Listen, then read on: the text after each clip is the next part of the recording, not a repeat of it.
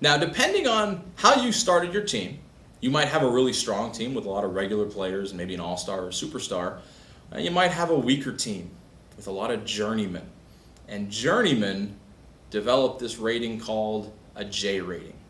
Now, when we first put the whole concept of weaker teams score more victory points together, people tested it. They said, give me a team with 25 journeymen. Let me see if I can win.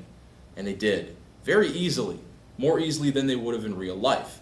So what Bob and I decided was, let's make some kind of handicap for a team with a lot of journeymen. We call it the J rating. The J rating is based on a chart. Here it is right here. Depending on the number of journeymen you have, and depending on what year or what phase we're in, you're either going to win games or you're going to lose games. So for example, in the early season, we're going to look at that first column there. If you have 20 to 25 journeymen, ouch, that's 6 games you're losing right off the top of the bat. That's tough to come back from. But think about it. A team with 25 journeymen, they're not going to win a lot of games, right? Now, conversely, on the other hand, if you have a team with 4 journeymen, you're going to start the early season with 3 wins. Makes it a lot easier to win games. But teams with low front offices generally don't have journeymen in the single digits. So that's something to think about as you put your initial teams together. Think about this. Scoring points is important, but if you have consistently 6 games lost, 7 games lost, 8 games lost, that's tough to overcome.